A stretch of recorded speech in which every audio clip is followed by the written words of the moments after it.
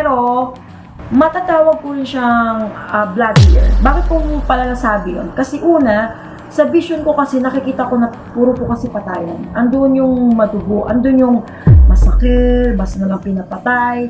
Basta halos sa laman ng balita ang nakikita ko sa vision ko is puro patayan po.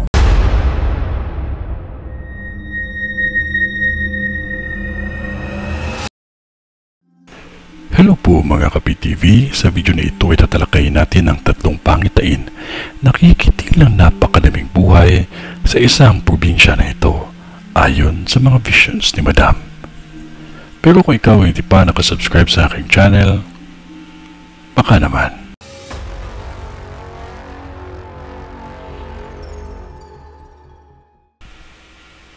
Mga residente dito, maging handa kayo sa taong ito. Dahil animoy maging dagat ang lugar ninyo sa tindi ng hamon ng kalikasan. Matinding hagupit ng hangin, kidlat na kumitil ng ilang buhay. May nakikita pa akong ilang mga nakuryente. Pakitingnan ninyo ang mga wire ninyo bago sasapit ang baha dahil may nasawi sa kuryente. Makinig sa babala ng mga nakakataas sa inyo dahil sa taong ito matindi ang hamon ng kalikasan at biglaan ang pangyayaring ito. Kaya kung anuman ang pinayo sa inyo ay sundin dahil madaming buhay ang mawawala kung tigas ng ulo ang pairalin. Makakaranas na din kayo dahil sa vision ko ng mga paulit-ulit na lindol. Kahit gaano pa kaganda at mamahalin ang mga gamit ninyo, kung pinayuhan kayo ng mga nakakataas na lisanin ang lugar ninyo, makinig kayo dahil may nakikita akong nawala at nasawi at hindi lang ito piraso kung bilangin. Pagyanig sa tubig at lupa na paulit-ulit at ilang yanig dito na mahihina ay nagdulot na ng landslide. Sa ibang bahagi ng lugar na ito, malaki ang pakinabang ng bangka o kagamitan sa dagat sa panahon ng kalikasan. Lalo na sa baha at ulan na halos ayaw huminto.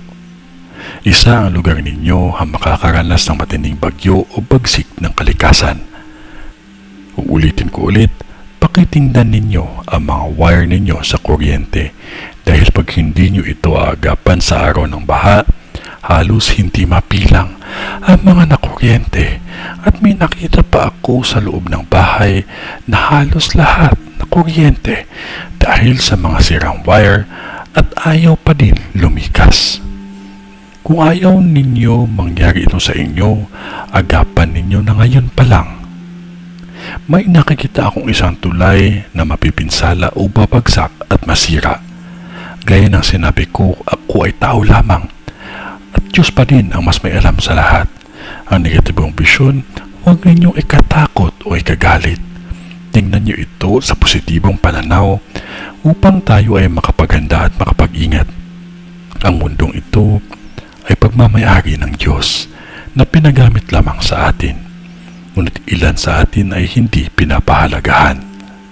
Kaya sa atin din ang balik ng hamon ng mga kalikasan.